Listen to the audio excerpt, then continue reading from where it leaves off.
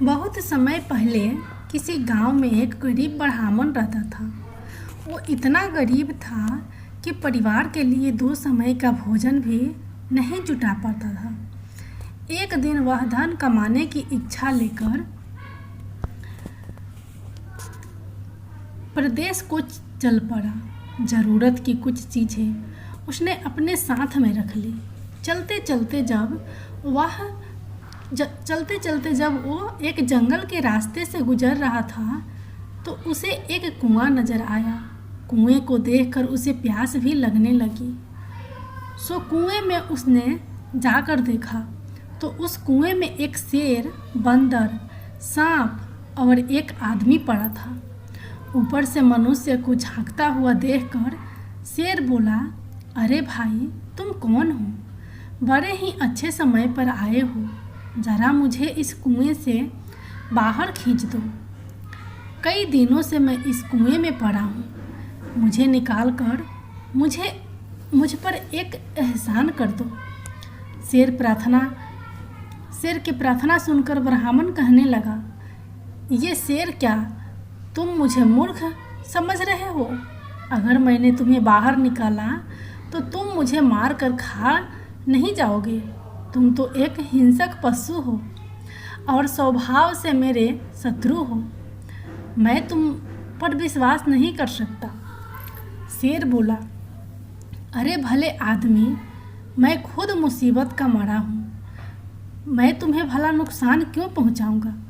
तुम मुझे से बिना कारण ही डर रहे हो। शेर के बार बार प्रार्थना करने पर उस गरीब ब्राह्मण को उस पर दया आ गई और सोचने लगा, आखिर परोपकार ही पुण्य का काम होता है।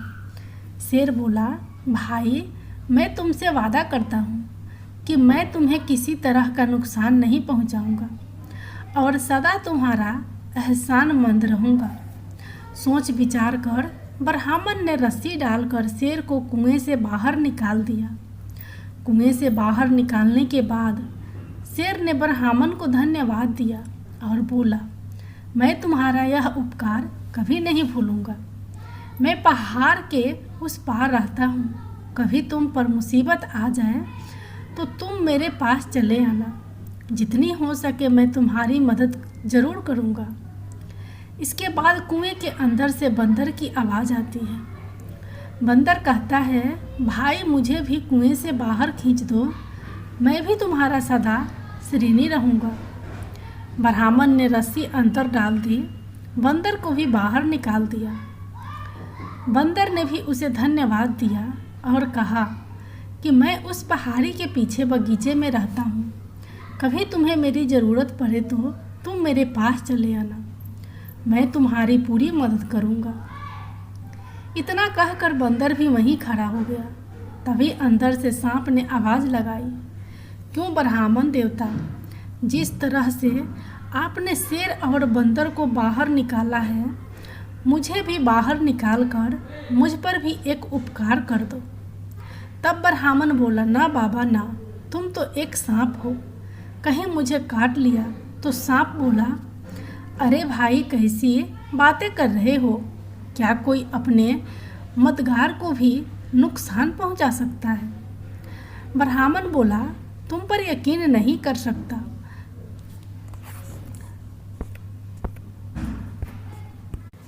सर्प ने बहुत विनती की कि देखो, तुम मुझे निकाल दो, मैं तुम्हें नहीं काटूंगा। ब्राह्मण ने सर्प को भी बाहर निकाल दिया। सर्प ने भी ब्राह्मण का खूब धन्यवाद किया। सर्प ने कहा, भाई, अगर तुम्हें कभी किसी मुसीबत सामना करना पड़े तो तुम मुझे याद कर लेना। मैं उसी क्षण तुम्हारे पास आकर तुम्हारी सहायता करूँगा। ब्राह्मण ने कहा, ठीक है, ऐसा समय आएगा तो मैं तुम्हें ज़रूर याद करूँगा। तभी कुएं से एक आदमी की आवाज़ आती है। वो आदमी कहता है, अरे भाई, मुझे भी कुएं से बाहर निकाल दो। मैं तुम्हारा हमेशा ऋणी रहूँगा।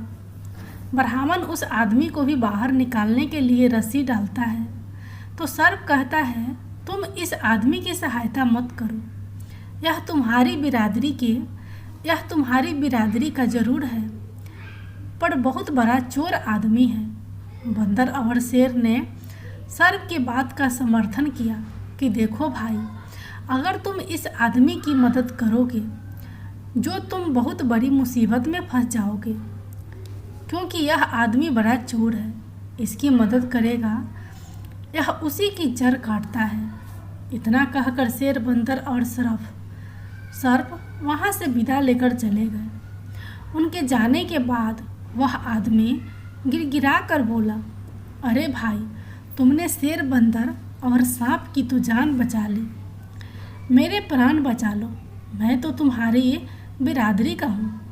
तब ब्राह्मण बोला, भाई, तुम्हारी निंदा तो ये जानवर भी कर रहे हैं, इससे लगता है कि तुम अच्छे आदमी नहीं हो। मैं तुम्हारी कोई मदद नहीं करूँगा।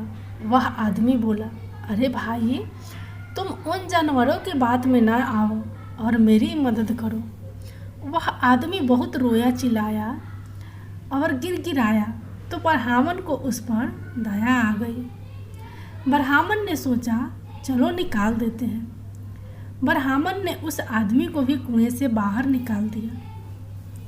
उस आदमी ने ब्राह्मण को बहुत धन्यवाद दिया और बोला, भाई, तुमने मुझ पर जो उपकार किया है उसे मैं 7 जन्मों तक नहीं भूलूंगा। फिर ब्राह्मण कहता है, अरे भाई, इसमें उपकार जैसी क्या बात है, इंसान ही इंसान के काम आता है, लेकिन तुम कौन हो? तब आदमी ब्राह्मण को अपना परिचय देता है, हे भाई, मैं एक गरीब सुनार हूँ, पास के ही गांव में रहता हूँ। कभी भी मेरे योग कोई सेवा हो तो मेरे घर जरूर पधारना। इतना कहकर वह भी चला गया। इस आदमी के जाने के बाद ब्राह्मण ने झोली से लोटा निकाला और कुएं से पानी भरकर पी लिया और अपनी राह पर चल पड़ा। फिर काफ़ी देर तक चलने के बाद एक नगर में पहुंचा। वह शहर में पहुंच तो गया, अब उसे नौकरी की तलाश थी।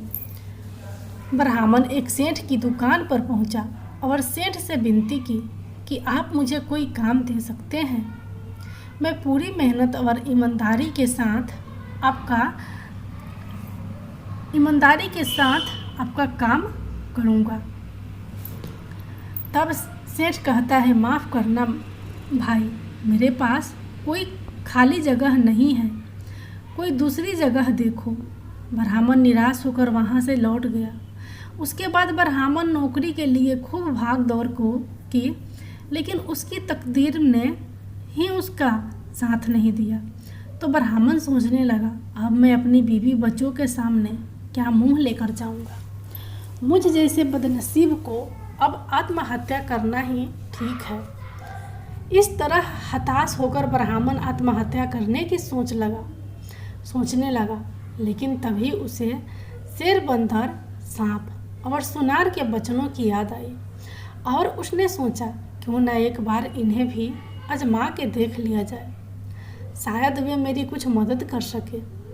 वो आत्महत्या का विचार छोड़कर सबसे पहले बंदर के पास पहुंचा।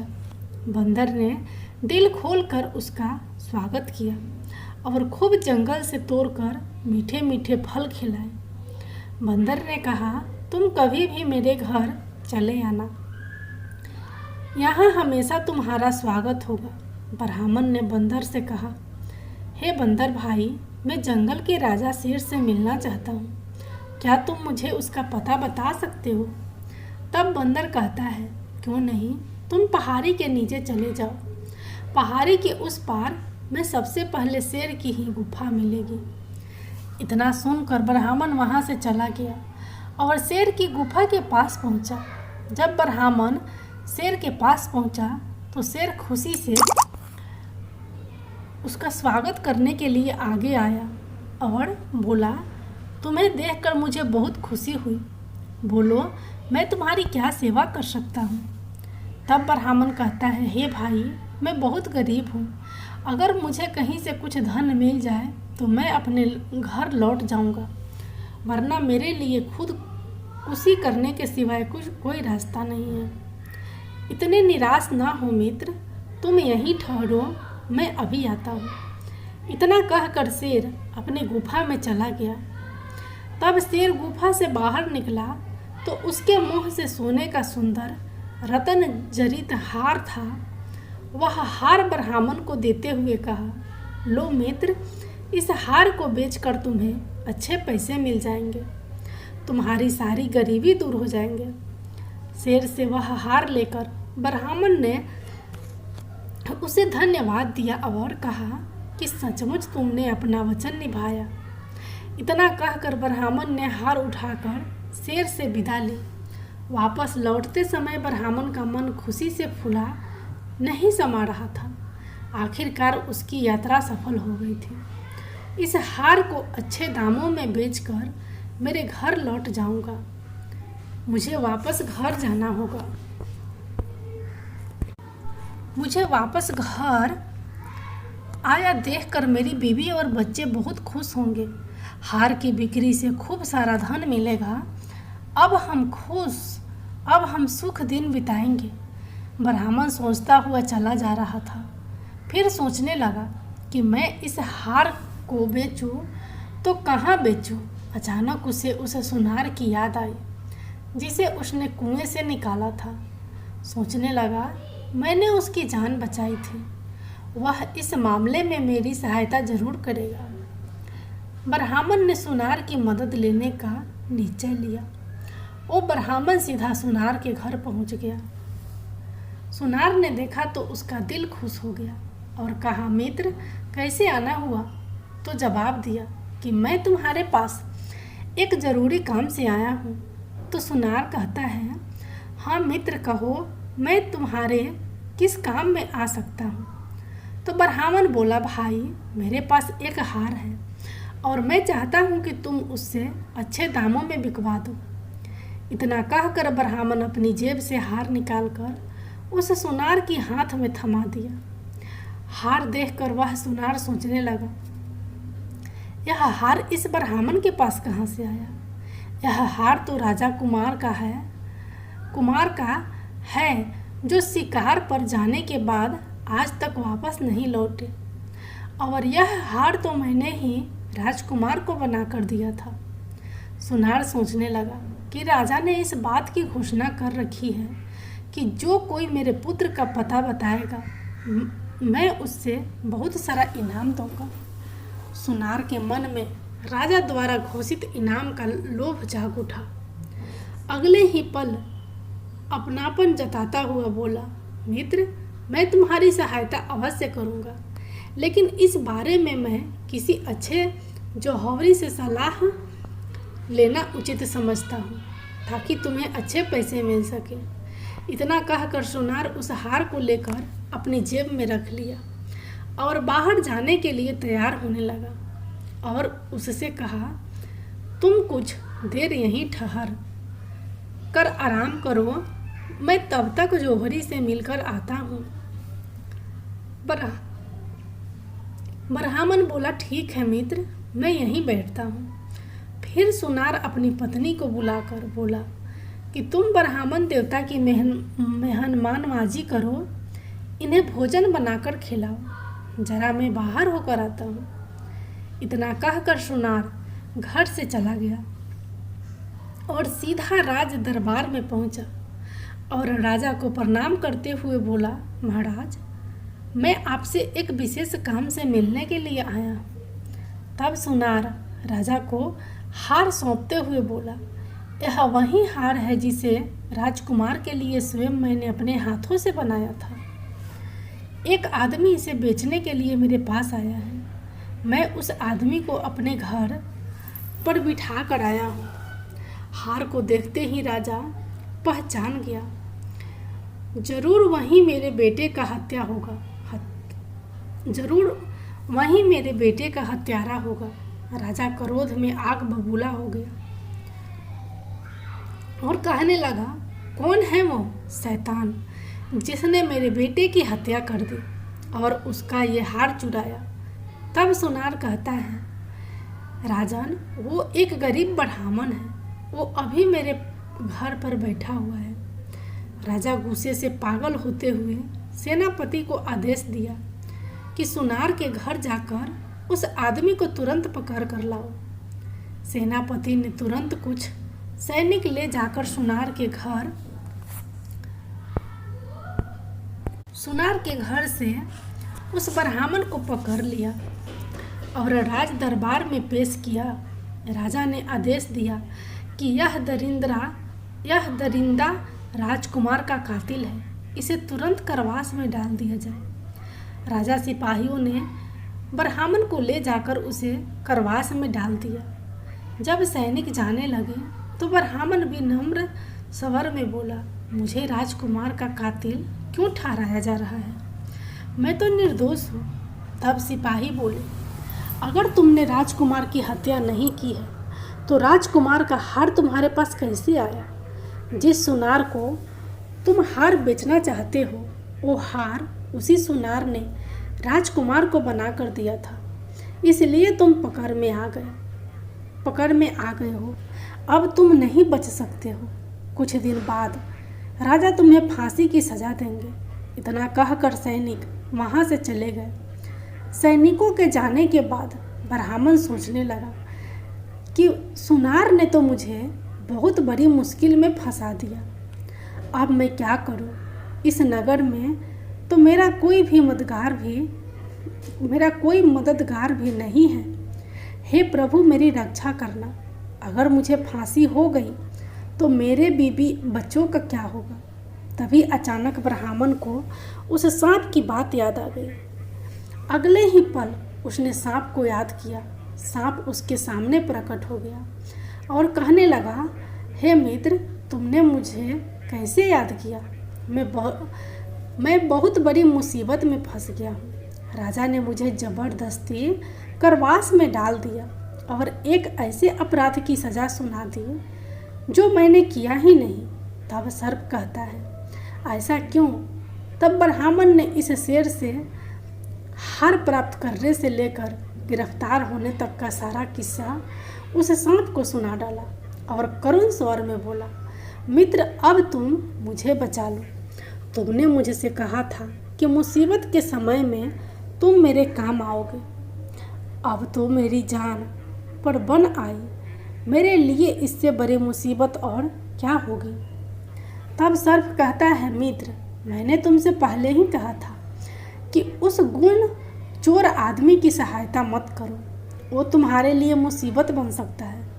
कहते हैं, जो धन का अत्यंत लालची हो और पूर्व का बैरी हो और अनेक स्त्री और पुरुषों में मन लगाने वाला हो, चाहे स्त्री हो या पुरुष हो, इनसे चाहे कितनी भी गहरी यारी हो, ये तीन लोग हमेशा ही धोखा देते हैं। इन पर कभी आंखें बंद कर विश्वास नहीं करना चाहिए।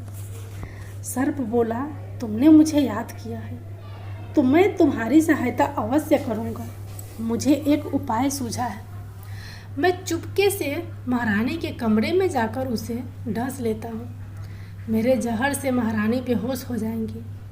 फिर चाहे कोई कितना ही प्रयत्न कर ले, वो होश में नहीं आ सकती।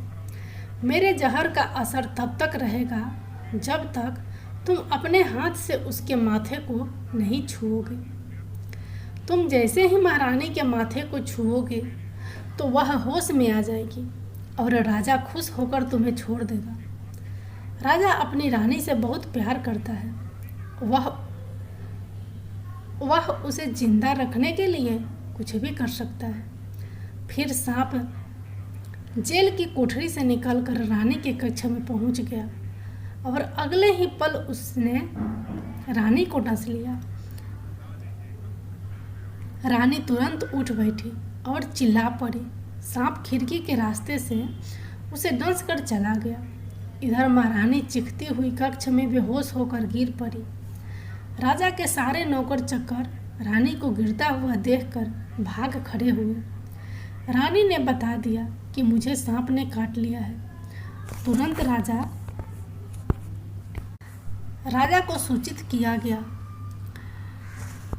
कि रानी को एक जहरीले सांप ने डस लिया है और महारानी बेहोश हो गई है। जल्द ही उनके उपचार की व्यवस्था कीजिए।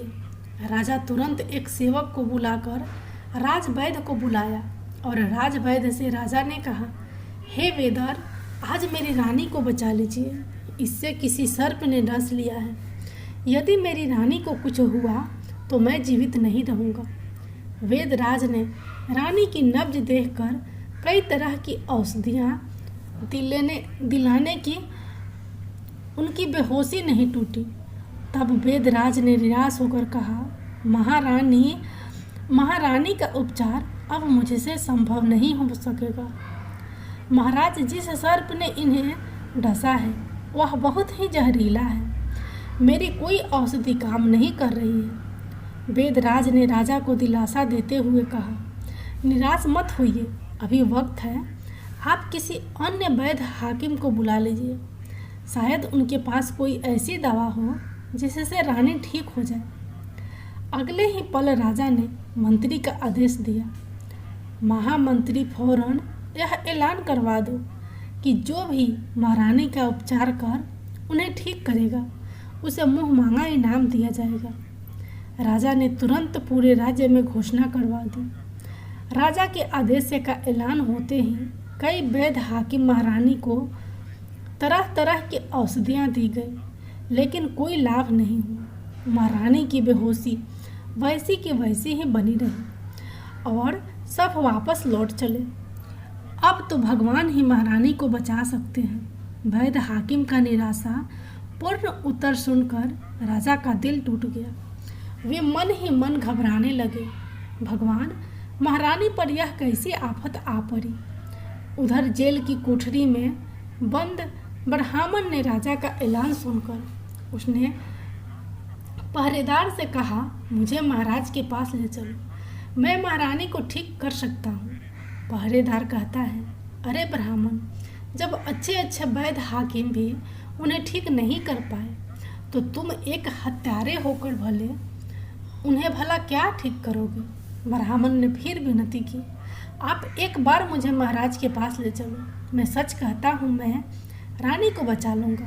पहरेदार ने यह खबर राजा को दी। राजा ने तुरंत ब्राह्मण को अपने पास बुला लिया। राजा ने कहा, हे ब्राह्मण, अब शीघ्र ही मेरी रानी को जहर से मुक्त कर दो। अगर तुम मेरी रानी को नहीं बचा सके तो मैं तुम्हारा सर कटवा दूंगा। ब्राह्मण ने कहा, ठीक है राजन, मुझे मंजूर है। ब्राह्मण ने विश्वास दिलाने पर राजा ब्राह्मण को रानी के महल में पहुंचा दिया। ब्राह्मण ने आस्था से अपना हाथ रानी के माथे पर रख दिया। अगले पल रानी बिस्तर से उठ बैठी। उनके बदन का नीलापन गायब हो गया, चेहरा पहले की तरह चमकने लगा। राजा ने कहा, महारानी, आप इस ब्राह्मण की कृपा से जीवित हुई हैं। फिर महाराज ने रानी के जीवित होने की खुशी से ब्राह्मण को क्षमा कर दिया और उससे उसकी असलियत पूछी। तब ब्राह्मण ने सारी बात स्पष्ट रूप से बता दी। राजा ने ब्राह्मण को खूब धन दौलत देकर अपने राज्य से विदा किया और उस सुनार को पकड़कर उसे जेल में डलवा दिया।